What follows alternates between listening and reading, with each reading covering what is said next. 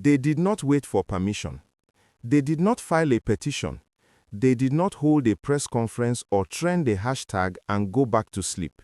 They climbed, with their bare hands, under open sky, in the full heat of a country that has taught them that nobody is coming to save them. They climbed and they pulled down the face of their own president. Not in the South-South, not in some ancestral opposition stronghold, in Kogi State, in Delta State, and then, in the moment that should have stopped every political strategist in Aso Rock cold, in Lagos, the city Bola Ahmed Tinubu built.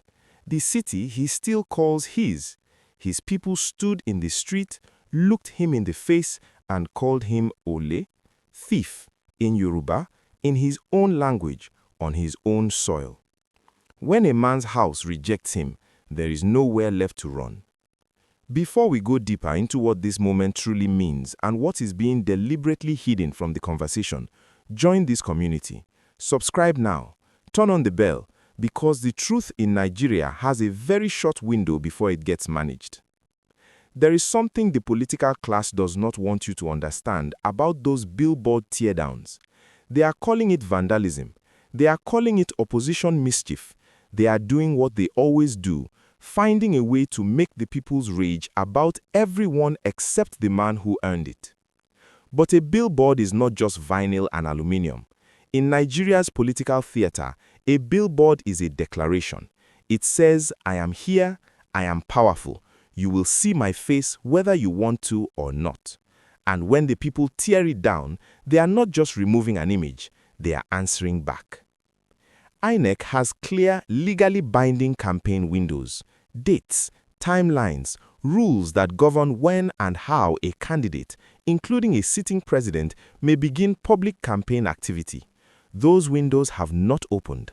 And yet, from Abuja to Enugu to Lagos Island, Tinubu's face grins from billboards that have no legal right to exist.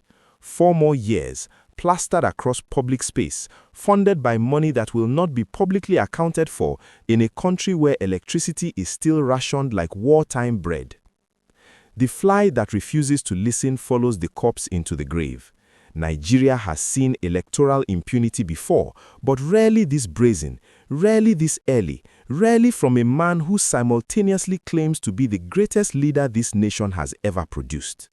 Let that sentence breathe. The greatest, not adequate, not decent, the greatest.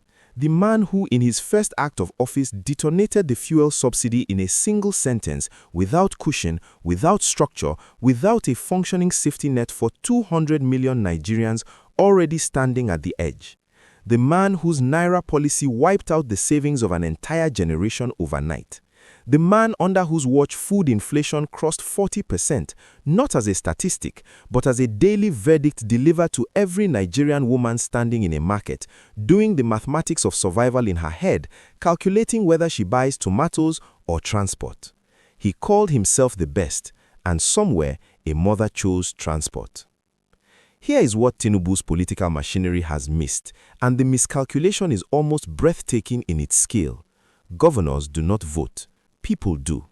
The 32 governors reportedly in his corner did not bring their hunger with them when they crossed the carpet. Their defection did not lower the price of rice. Their loyalty does not pay the generator bill. The young man who graduated 3 years ago, who has submitted 100 applications and received nothing in return, did not stand beside any governor and smile for any camera. His resume did not defect. His desperation did not attend any ceremony. It stayed exactly where it has always been, in the room where he sleeps, on a mattress he can barely afford, in a country that asked for his best years and gave him darkness in return. Nigeria's debt servicing now exceeds its combined spending on education and health. Read that again. We are paying foreign creditors more than we are investing in the children who will inherit this nation. That is not a policy failure. That is a moral catastrophe, and it has a signature on it. The Japa wave, that quiet, heartbreaking exodus of engineers, doctors, nurses, coders, and dreamers fleeing through every available door, is not a statistic. It is a referendum. It is millions of Nigerians voting with their feet because they have calculated correctly that the system will not change fast enough to include them. But here is what is different about this moment. The ones who have not yet left are no longer quiet. They are pulling down billboards. They are booing in Lagos. They are filming it, sharing it, building a record that no press release can erase. Every billboard that falls is a ballot cast early. Every ole chanted in the open air is a verdict delivered before the polling booth opens.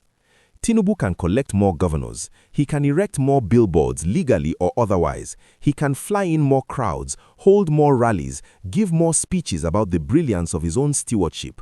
But the people of this country, hungry, exhausted, clear-eyed and absolutely done, they are not thinking about which governor stood beside him at which podium. They are thinking about the price of garri, the child who could not return to school, the hospital that had no drugs, the darkness that came and never left. The billboards are just the preview. The election will be the finale. And Nigeria, tired, awake, and undeceived, is ready.